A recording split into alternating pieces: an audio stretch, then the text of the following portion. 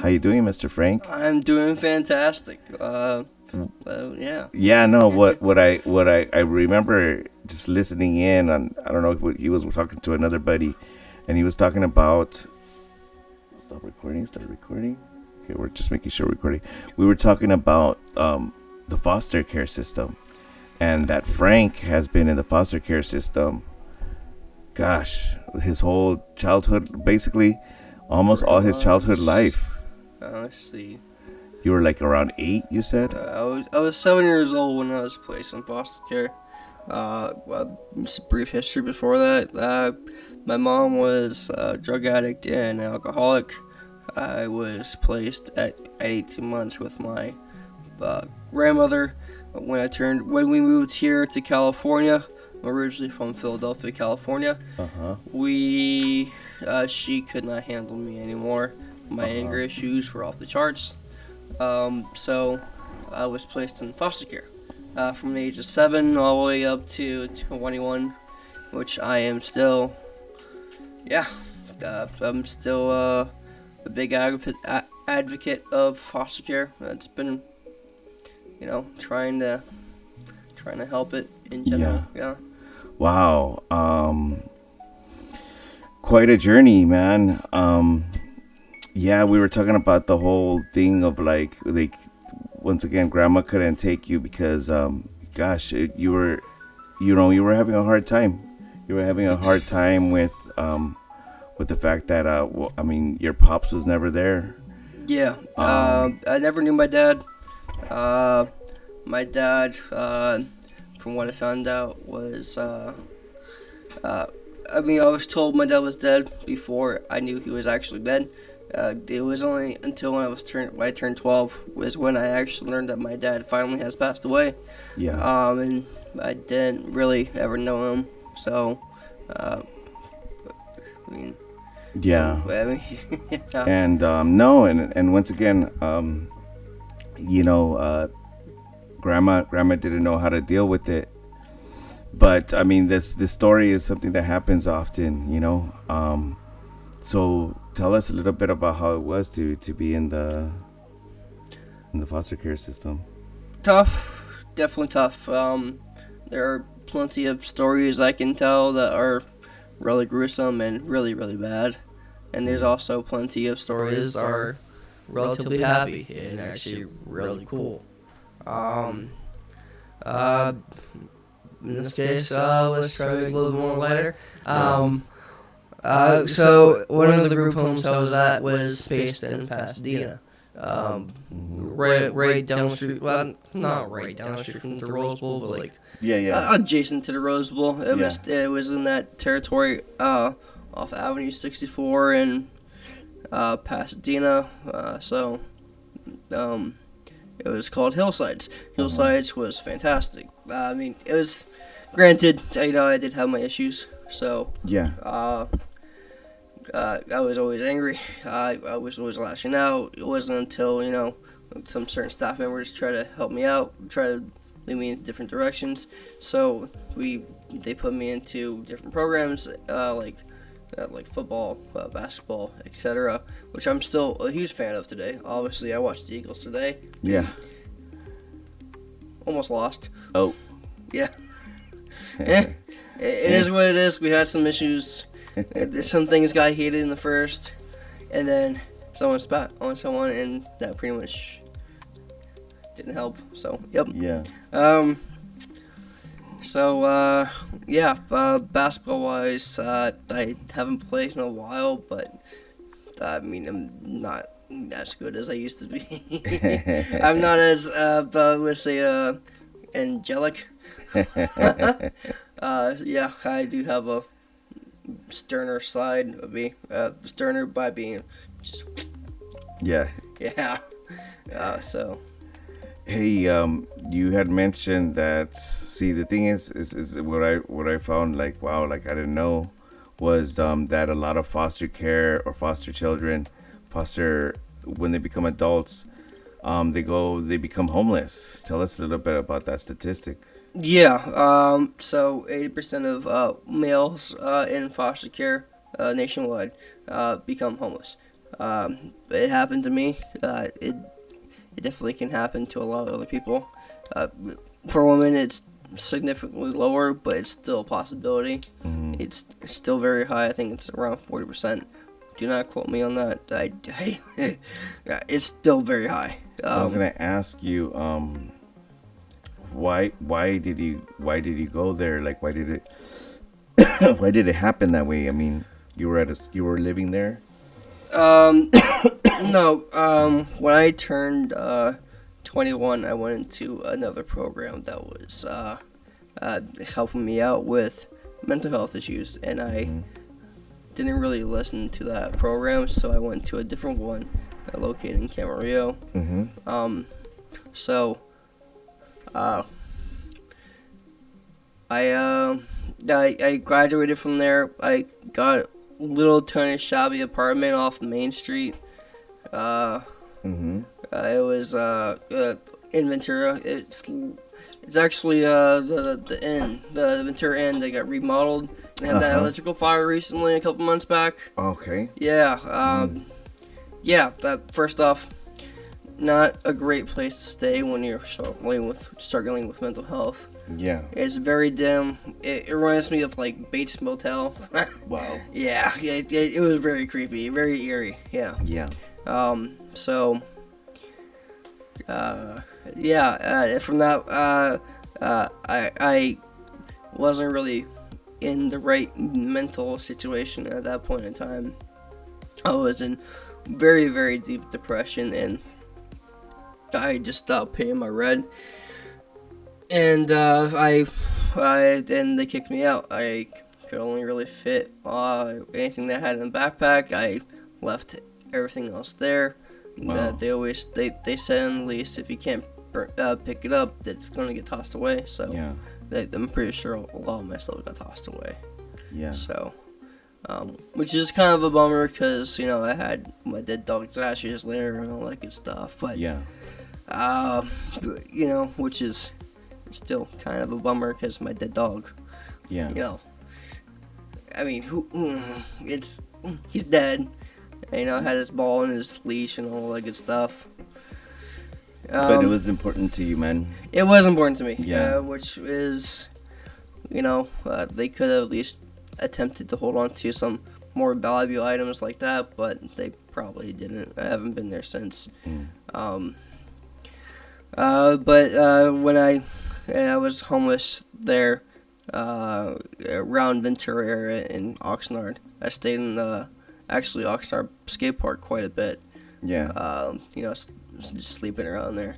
I actually got a couple of good close friends from the Ox skate park. Going. They're really cool people. I can talk to them about pretty much anything. Yeah. Yeah. So. Wow. Yeah. How did you bounce back? It's tough. I'm still adjusting to it currently because, you kind of you make habits when you're homeless that aren't necessarily healthy habits. Like for me, it's like, you don't necessarily pick up after yourself.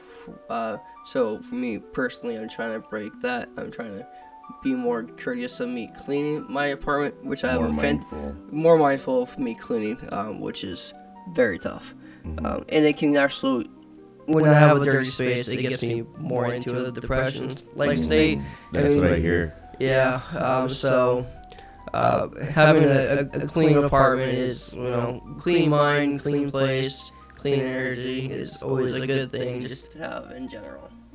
I feel like if you have a good personality, even if someone else is having a bad day, even if you're having a bad day, you can kind of just trick your mind into saying, it's true. It's, okay, it was a really good day. Yeah. Yeah, studies have actually proven that it's, your thoughts take you where you want to go, even though you might not feel it. Yeah, but I mean, and it's the same thing with other people. definitely. Um, What else can what else would you like to tell the public about foster care life, for how to make it better? You had mentioned also that it's changed a lot, so let's acknowledge that. yeah, no, within the last, I think, 5 to 10 years, it's definitely changed since I've been out, and when I was in it as an adult. So, at the age of 18, you can go into extended foster care, which is 18 to 21, and then, so you see things change. The programs, and they have actual, regulations in place. Where for if you're at a youth facility or a group home, some people may call it. They back when I was younger, when I was 7, 8, pretty much all the way up until I was 18. Um, they would be able to just like throw you around. I mean, like literally throw you around. And people their arms would be getting broken by the staff, or the staff would just be wailing on kids for no apparent reason, and just for, For sure. it happens. People have bad days, and they tend to take it on people who are less fortunate. It's just part of the things. No, yeah, definitely. And part of us having this conversation is to just to bring light to some of these situations, but also to talk about some of the things that you had to go through and to share it, so because other people might have gone through. Yeah. Let me just bring up. Go ahead.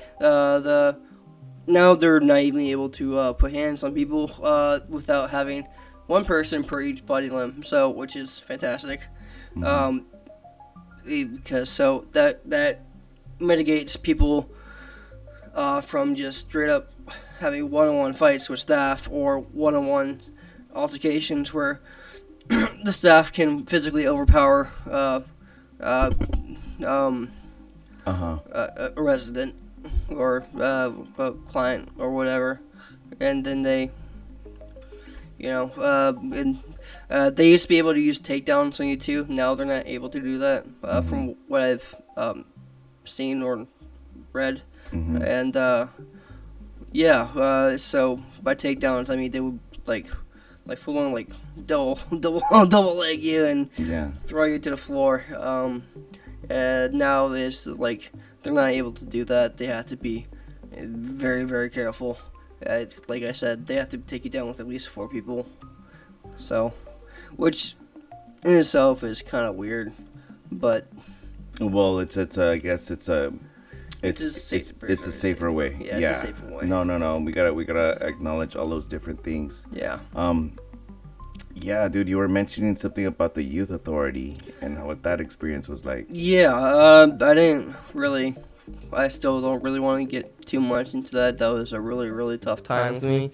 And personally, I'm not really able to share that. Sure. Out loud, but I can tell you that what got me into youth authority for sure.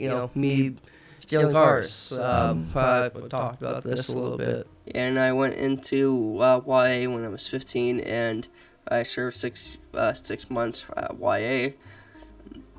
And then I served 2 6-month service in juvenile detention centers. So it was a tough ride. I can just say from my experience with that, don't hang around with the bad people. And there's always going to be bad people in your life, no matter where you go. Yeah. Just don't pay attention to them. They really just don't. Just focus on yourself. Focus on people that you know that if you call and ask for help, they're going to be there within like 5-10 minutes. And you were saying that, you're like, well, I don't have that many friends. But I'm like, dude, you have, like you said, a handful of friends. Yeah. Which is a good number. It is a good number. Because they have your back. They do have my back, and, but they are they're, not only my rock, but I'm their rock as well. Yes. So, yes. I could believe that. yeah. One of my favorite parables from the New Testament is when Jesus explains you can build 3 different houses on 3 different types of land. You can have a house built on a solid foundation that is barren, or you can have a house that's built on sand that will crumble and fall, or you can have one that is on plentiful land and nurture, grow, and be solid as a rock and not crumble and sand. So that's just the gist of the parable. But that's basically talking about how you could lead your life, how you could be as a person. Yeah, you can find close connections that that are really good for not just you but the other person, and those connections can grow, nurture, foster, and the new ambitions and the whole 9 yards. Yeah, having a good family, or having a good friend that if they called for me being able to help move them a couch, or them moving to Atlantic, like Atlantis or something. I mean, I'll be there. I'll help. Yeah. That's what's up, man. That's what's up. Let's just give some words of if you could, or even people that that sometimes are just feel like they have no support. What kind of advice would you give them? I think coming from you, your advice would be good for them. If they have no support. Yeah. You know what I mean?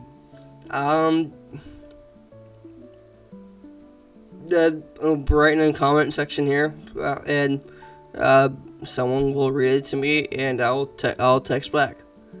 They don't have to give me your phone number. It can be totally anonymous, and I will respond to you personally. That's how I can. Awesome. That's how I can help.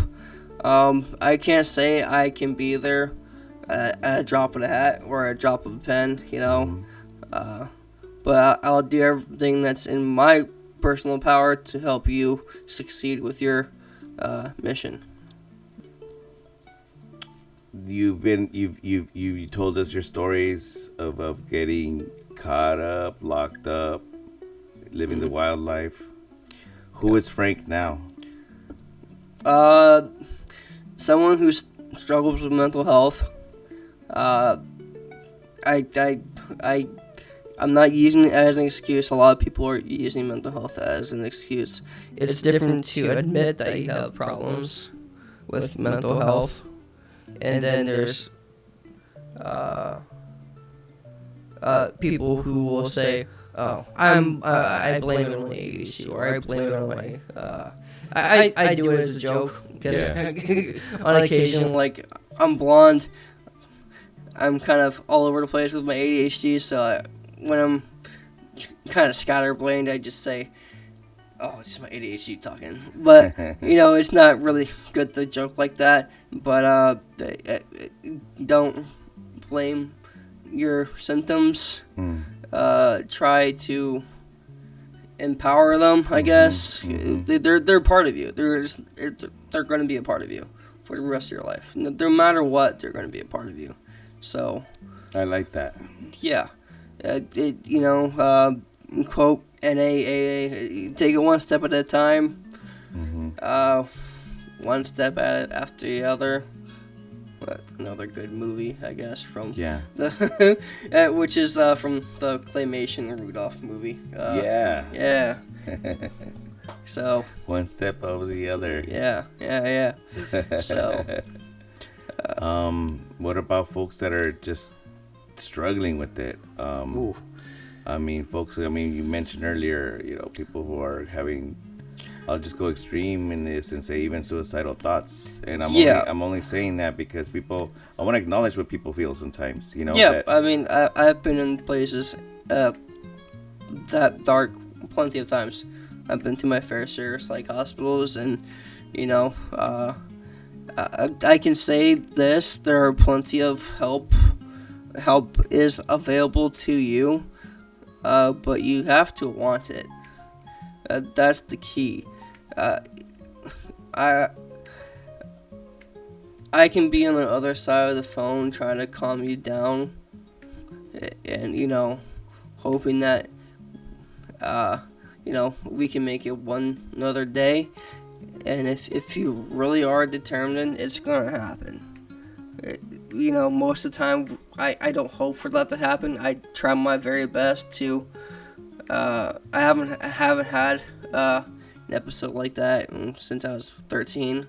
So thankfully, I've been able to rely on my resources. But there are plenty of resources out there for people who are struggling very, very, very hard with suicidal thoughts. There's a whole Logic song about it. Yeah. I mean, the whole that's an actual number for. God, I can't remember the number. All good. But that's an actual number for a suicide prevention hotline. It's very important. No one wants you to lose your life, even no matter how you feel or how you think people feel about you. People don't think about you that way. They don't.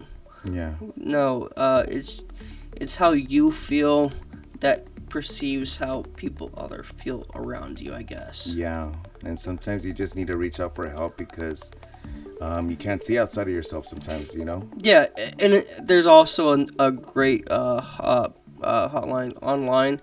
If you're not comfortable talking over the phone, sometimes I wasn't. There's a great website online. We can probably link it after this is posted. That they help you talk about what's going on. They respond very quickly. They're there with you the whole entire time. It's not like people are really like switching back and forth. It's one person per person on over internet.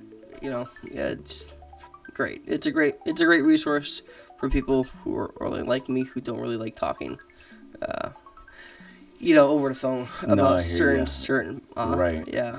This is our second recording because we had a whole conversation, but we're still figuring out the whole podcast. We did a podcast earlier today, so we've been going about like 4th hour of doing podcasting today. But to tell you the truth, it's been a really good day, dude. I think that you're a great spokesperson. Once again, I see you becoming possibly a counselor one day, Yeah. I always kind of wanted to be a teacher when I was younger, but I really just enjoy welding now. So it's I'm alone. I play with fire, and it's fun.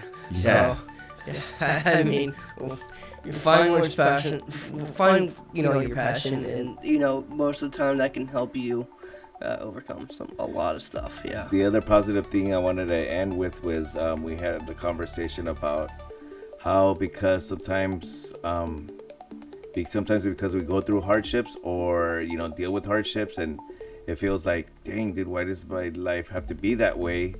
But what we gain from it makes us better people. We were talking about parenthood. I've had comments from my mom who I now actually talk to, and that's another beautiful thing. And it was we didn't really have a connection until I was about 17. So since then 10 years later. I'm not 27 yet. No, 10 years later from when you were 7. Yeah, I was taken away from her when I was 18 months old. Oh, okay. So I didn't really know her for any of my time. Yeah. But both ways, bro. You were. Yeah. I apologize for not hearing it correctly, but I'm glad that you were able to connect with her. Yeah. My mom says the same thing. You'll make a great dad one day. I really do hope I can find the right person for me, and uh, share my love, with another small human being, and impart knowledge that I've learned to them. Hopefully,